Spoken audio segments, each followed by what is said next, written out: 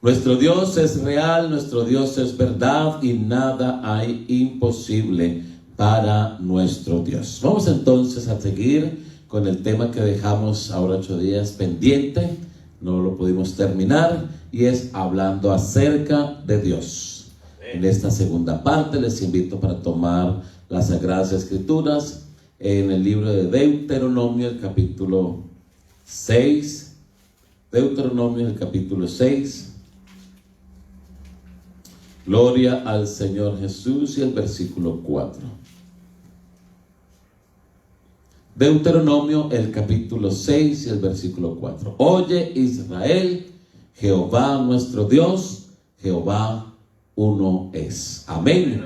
Estamos hablando acerca de Dios, entonces, la doctrina de Dios, que Dios es espíritu. Amén. Que Él es invisible al ojo humano, lo estuvimos hablando ahora 8 días. Que Él es autoexistente, que Él es eterno, que Él es inmutable, que Él es omnipresente, que quiere decir que está en toda parte, en todo lugar, al mismo tiempo, en el mismo instante, en el mismo segundo, que Él es omnisciente, que quiere decir que tiene toda la sabiduría y que todo lo conoce. Nosotros somos los que continuamente están, o el ser humano continuamente está descubriendo, pero Dios todo lo sabe, todo lo tiene. Ya Él tiene el conocimiento anticipado de las cosas, y si mañana sale algo nuevo para el ser humano, ya el Señor lo sabe hace mucho tiempo. Nuestro Dios también es omnipotente. En otras palabras, quiere decir que es todopoderoso, que nada le queda grande, que no hay nada imposible para Él, que todo lo puede hacer, todo, absolutamente todo. Hablamos acerca de que Dios tiene atributos personales, atributos que solamente le pertenecen a Él, y también tiene otros atributos morales como la santidad, lo dijimos, amén. Que Dios es santo, y por eso es que Él también, lo primero que empieza a impartir el ser humano, cuando el ser humano llega a la presencia de Dios, es impartirle de su santidad para poder que Dios se acerque a él y esa persona también se acerque a Dios. Así que hoy vamos a seguir hablando entonces acerca de Dios con palabras humanas, tratar de describir o hablar de Él. Decíamos hace 8 días que la Biblia dice, Job dice, solamente hemos escuchado un susurro de Él, un susurro. Porque nuestro Dios es grande, grande, grande. La eternidad le queda pequeña a nuestro Dios. La Biblia dice que Él habita la eternidad. En otras palabras, la eternidad es más pequeña que nuestro Dios. Hablando de Deuteronomio, es el capítulo 6, 4. Oye Israel, Jehová nuestro Dios, Jehová uno es. Dios es absolutamente e indivisiblemente uno. No hay 2, no hay 3, no hay 4, y no es que Dios sea algo que se pueda dividir o que se parta. No, Dios es uno. Lo que pasa es que Él tiene un atributo que se llama la omnisciencia, la omnipresencia, que quiere decir que Él está en todas partes. Está aquí en los Estados Unidos, está en Colombia, está en México, está en España, está en África, porque nuestro Dios está en toda parte y todo lo llena. No es que Él mande a cierta parte a alguien, o una parte del este allá y la otra aquí. No, Él está en todas partes con toda su gloria, con todo su poder y con todo lo que Él es y con todo lo que Él representa. Por eso la Biblia al pueblo de Israel le dijo, oye Israel, oye, ten en cuenta esto, nunca se te olvide que Jehová nuestro Dios, Jehová uno es. Su naturaleza eternal no contiene distinciones o divisiones esenciales. Todos los nombres y títulos de la deidad, como Dios, como Jehová, como Señor, como Padre, como Verbo y Espíritu, se refieren al mismo ser. ¿Qué fue lo que pasó entonces? Que algunas personas le llamaron Padre, otros le llamaron Yahvé, otros le llamaron, ya son temas lingüísticos, de acuerdo a cómo Dios iba obrando con las personas, con las culturas, ellos en su cultura, en su lenguaje, en lo que ellos veían, asimilaban a Dios y iban nombrando, iban poniendo nombres, pero era ellos, no era que Dios dijera yo soy padre y llámame padre porque yo soy el padre y ahora soy el padre y después seré el hijo, no, o sea, las personas le fueron poniendo esos nombres a nuestro Dios. Cualquier pluralidad asociada con Dios es solamente una pluralidad de atributos, de títulos, de papeles, de manifestaciones, modos de actividad o relaciones al hombre. La Biblia en ningún momento a usted y a mí nos da una idea de una segunda persona o de una tercera persona. La Biblia lo que siempre nos está mostrando desde el principio es que hay un único y suficiente Dios. Si hay algunos versículos que habla de algo, está hablando de una pluralidad de poder, de una pluralidad de atributos, de títulos. Entonces, cuando usted y yo leamos la palabra del Señor y nos encontremos un versículo de estos, tenemos que hacernos dos preguntas. Número uno, o la Biblia está mal escrita, o sea, hay que empezar con eso. No, entonces este versículo está mal escrito, porque ya tenemos en nuestra conciencia, es más, la Biblia dice que los demonios saben que apenas hay un solo Dios.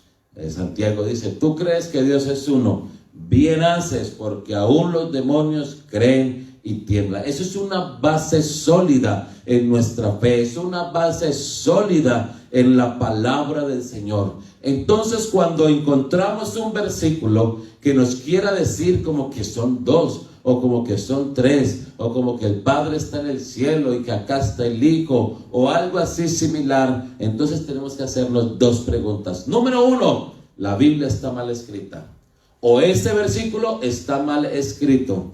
Pero usted y yo también sabemos, y ya lo hablamos anteriormente, que la Biblia es la palabra de Dios, que la Biblia es inerrante, que es impoluta, que no tiene ni un 0,0% de margen de error. Así que esta primer pregunta que nos hacemos queda descartada, porque la Biblia es la palabra de Dios y no tiene dudas, es inerrante.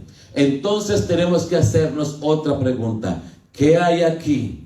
¿Qué hay detrás de este versículo que quiere que yo estudie o que quiere que yo investigue? Aquí hay algo que tengo que sentarme a investigarme, a estudiarlo, qué es lo que significa o por qué está hablando o dando a entender algo de dos o de tres, pero no. Toda pluralidad asociada con Dios, entonces usted va a encontrar que es una pluralidad de atributos, de títulos, de papeles, de manifestaciones, de modos de actividad o de relaciones al hombre. Muchos pasajes en las Sagradas Escrituras, desde el Antiguo Testamento hasta en el Nuevo Testamento, nos dan a entender la unicidad de Dios, que Dios es uno y no hay más. Por ejemplo, Isaías el capítulo 43 y el versículo 10 nos dice: vosotros sois mis testigos, dice Jehová, y mi siervo que yo escogí, para que me conozcáis y creáis y entendáis que yo mismo soy. Antes de mí no fue formado Dios, ni lo será después de mí. Eso tenemos que conocerlo, creerlo y entenderlo, nos dice la Biblia allí en Isaías el capítulo 43 y el versículo 10. Pero si usted no cree a ese versículo, Isaías 44, o sea, el capítulo siguiente, desde el versículo 6 hasta el 8 nos dice: así dice Jehová, Rey de Israel y su Redentor, Jehová de los ejércitos, dice: yo el primero y yo el postrero, y fuera de mí no hay Dios. Cuando alguien es el primero y es el último, quiere decir que en medio de ellos, de él, no hay más, no hay nadie. Así que nuestro Dios es el primero y es el postrero. ¿Y quién llamará como yo y denunciará esto y lo hará ordenará por mí? Desde que hice el pueblo antiguo les anuncié lo que viene y lo que está por venir. Y dice, no temáis, no os amedrentéis. No te lo hice oír desde el antiguo y te lo dije, luego vosotros sois mis testigos. No hay Dios sino yo, dice Jehová. No hay fuerte, no conozco ninguno. Y así sucesivamente podríamos mirar más y más versículos. Y si nos vamos para el Nuevo Testamento, por ejemplo, San Marcos, el capítulo 12, desde el versículo 28 hasta el 30 nos dice, y llegando uno de los escribas que lo había oído disputar y sabía que les había respondido bien, le preguntó, ¿cuál es el primer y gran mandamiento de todos? Estoy leyendo San Marcos, el capítulo 12, desde el 28 hasta el 30. Y el versículo 29 dice, y Jesús le respondió, el primer gran mandamiento de todos es, oye Israel, el Señor nuestro Dios, el Señor uno es, aleluya. Y el versículo 30 dice, y amarás pues al Señor tu Dios con todo tu corazón y con toda tu alma y con toda tu mente y con todas tus fuerzas. Este es el primer y gran mandamiento, aleluya. Y si miramos y nos vamos más adelante a otros versículos, como por ejemplo en Gálatas el capítulo 3 y el versículo 20, también nos habla otra parte y dice, y el mediador no es de uno, pero Dios es uno. Amén. Así que así sucesivamente podríamos encontrar cantidad de versículos. Desde el principio, la dice, en el principio creó Dios. Ahí estaba Dios, no estaba hablando de una pluralidad, estaba hablando de uno solo. Estaba Dios allí, aleluya, creando, porque nuestro Dios, uno de los atributos de Él es que Él es creador. Y nadie más puede crear, solamente Él. Los demás pueden rehacer o hacer algo de lo que ya está hecho, pero nuestro Dios hace de la nada, puede hacer muchas cosas. Aleluya. A Él sea toda la honra, toda la gloria y toda la alabanza. El título de Padre describe las funciones de Dios como el Padre de toda la creación, como Padre del Hijo unigénito y Padre del creyente renacido. ¿Por qué la palabra renacido? Porque hemos nacido físicamente, pero necesitamos renacer de la palabra. Necesitamos renacer del Espíritu, aleluya. Y por eso entonces también hablamos de Padre. Miremos por ejemplo lo que dice Deuteronomio el capítulo 32. Vamos a mirar un versículo que está aquí en Deuteronomio, el capítulo 32 y el versículo 6 nos dice de la siguiente manera: así pagáis a Jehová, pueblo loco e ignorante. ¿No es Él tu Padre que te poseyó? Aleluya, gloria al Señor. Él te hizo y te ha organizado. Pero también Malaquías, el último libro de la Biblia del Antiguo Testamento, Malaquías, el capítulo 2 y el versículo 10, también nos habla y dice: ¿no tenemos todos un mismo Padre? ¿No nos ha creado un mismo Dios? ¿Por qué menospreciamos cada uno a su hermano y quebrantamos el pacto de nuestros padres? Así que por eso Él es, o por eso se le lee también en la palabra como Padre, porque Él es el Padre de toda la creación, aleluya, y es el Padre del unigénito Hijo y Padre del creyente renacido. El título de Hijo se refiere a la venida de Dios en carne. A eso se refiere. A lo mejor para nosotros los gentiles, para nosotros los que estamos aquí en el occidente, la palabra hijo quiere decir otro ser, otra persona que ha sido nacida de los lomos de su padre o de su madre. Aleluya. Pero para el pueblo judío, para ellos decir hijo quiere decir ser Dios. Y por eso esa fue una de las razones que crucificaron al Señor Jesucristo. Y Él les preguntó: ¿por cuál razón me apedreáis? ¿Por cuál de todas las cosas que he hecho me apedreáis o me queréis matar? Y Él dijo: porque siendo hombre te haces Dios. Pero Él no estaba hablando que Él era Dios así absolutamente, sino que al leer el versículo, al leer el capítulo, estamos hablando que Él estaba hablando en su condición de hijo. Pero para el pueblo judío, hijo es igual al Padre, igual que Él es Dios. Aleluya. Entonces el título de hijo se refiere a la venida de Dios en carne. Pues el niño Jesús fue concebido literalmente por el Espíritu Santo, quien era literalmente su Padre. Aleluya. Y eso lo podemos encontrar en San Mateo, el capítulo 1, desde el versículo 18 en adelante. Y entonces cuando José quiso dejar a María, tuvo un sueño y el Señor le dijo: no temas de recibir a María tu mujer, porque lo que en ella se ha engendrado del Espíritu Santo es. ¿Y quién es el Espíritu Santo? El Espíritu Santo es Dios mismo.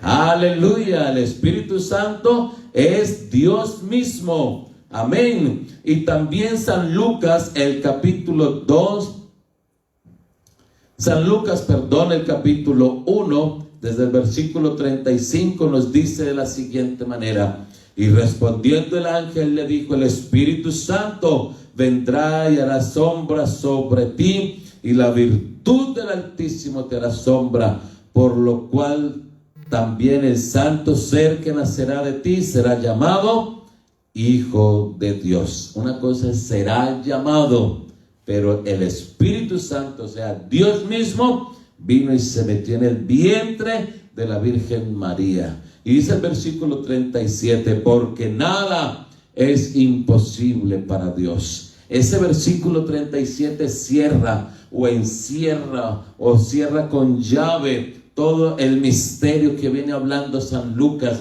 el capítulo 1, que ojalá usted se lo pudiera leer en casa, que para este tiempo cae muy bien leerlo y escudriñarlo. Entonces hay muchas personas que dicen: pero ¿cómo el Dios de dioses, ese Dios grande, ese Dios poderoso, ese Dios omnipotente, ese Dios que la misma eternidad no lo puede sostener, cómo va a ser que va a venir a meterse en el vientre de la Virgen, en el vientre de un ser humano o en la vida de un ser humano y nacer como uno de nosotros? Pues déjeme decirle lo que dice la Biblia en San Lucas 1:37, porque nada hay imposible para nuestro Dios. Él es soberano y Él puede hacer lo que Él quiera, a la hora que Él quiera, como Él quiera, donde quiera, y no hay nadie que le tenga que decir: ¿por qué lo haces así? Él sabe lo que hace. Aleluya. Gloria al nombre de Jesús. El título Espíritu Santo identifica el carácter fundamental de la naturaleza de Dios. Eso lo hablamos en el tema pasado. Dios es espíritu, es la naturaleza de Dios. La santidad forma la base de sus atributos morales, mientras que la espiritualidad es la base de los atributos no morales. El Espíritu Santo es específicamente Dios en actividad.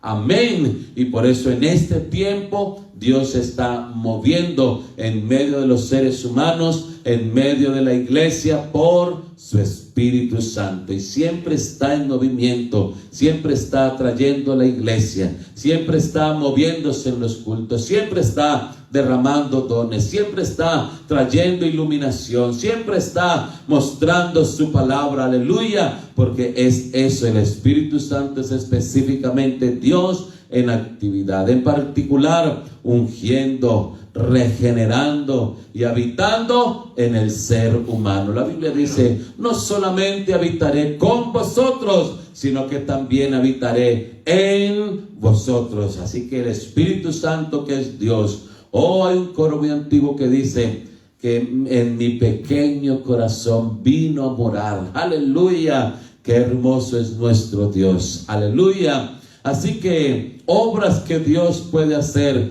porque Él es espíritu. Y un espíritu necesita un cuerpo para poder moverse, para poder hacer lo que Él sabe hacer. Eso es lo que dice la Biblia en Génesis, el capítulo 1 y el versículo 2. ¿Qué es lo que dice la Biblia en el Génesis capítulo 1 y versículo 2? Y la tierra estaba desordenada y vacía, y las tinieblas estaban sobre la haz del abismo, pero el Espíritu de Dios se movía, o sea que ahí está en movimiento, está en actividad. El Espíritu de Dios se movía sobre la faz de las aguas, sobre la haz de las aguas. Aleluya. Así que el Espíritu Santo, que es Dios, nunca se queda quieto, sino que siempre está en un continuo movimiento, porque el propósito de Dios es hablarle a las almas, es traer iluminación, es salvar, es regenerar, es habitar en la vida del ser humano, es terminar una obra que Él empezó. Eso es lo que conocemos como la obra del Espíritu Santo. Cuando la persona oye la palabra y la cree, entonces Dios, por medio de su Espíritu Santo, entra y empieza a hacer una obra de regeneración, y empieza, y todos los días, ¿y cuál es el objetivo, la finalidad? Presentárselo a sí mismo como una iglesia sin mancha y sin arruga. Ese es el propósito, llevarnos a Él, a la patria celestial. Pero allá no entrará cosa inmunda, allá no entrará nada que haga o cometa pecado. Aleluya. Por lo tanto, el Espíritu Santo, que es Dios mismo en nuestra vida, empieza a regenerarnos, a quitarnos lo malo, a quitar lo que impide, a quitar el pecado, a limpiarnos. Aleluya. Cada que escuchamos esta palabra nos lava, nos limpia por medio de su Espíritu Santo. Así que ese es el propósito de Dios. Vamos a dejar allí, y si el Señor no ha venido, ya será el próximo año. No, en este mismo año seguiremos y terminaremos tratando de hablar acerca de Dios. Es mucho, y tratar de describirlo con palabras humanas, con nuestra mente finita, porque Él es infinito. La infinitud de Dios es otro de los atributos absolutos de Él, y que solamente le pertenecen a Él. Ningún diosecillo por allí, nadie que se quiera llamar Dios podrá tener ni siquiera uno de estos atributos, porque solamente le pertenecen y lo denotan a Él. ¡Qué Dios tan grande el que tenemos! Amén. ¡Qué Dios tan hermoso el que tenemos! Y qué esperanza tan gloriosa saber que nuestro Dios estuvo aquí, que nuestro Dios vive y permanece para siempre, que a nuestro Dios no le pasan los años, que Él es el mismo ayer, hoy y por los siglos. Amén, amén. Qué triste tener un Dios muerto, qué triste tener a alguien allí en la tumba y que todavía pertenezca allí el epitafio: aquí restan, o aquí yacen los huesos de fulano de tal, y que esa persona o ese ser sea mi Dios. No, la Biblia dice que nuestro Dios es Dios de vivos y no Dios de muertos. Él vive para siempre, porque Él es la vida. Aleluya. Vamos a orar, vamos a darle gracias a nuestro Dios por habernos permitido hablar una vez más acerca de esta palabra, por tratar por hablar de Él, por entender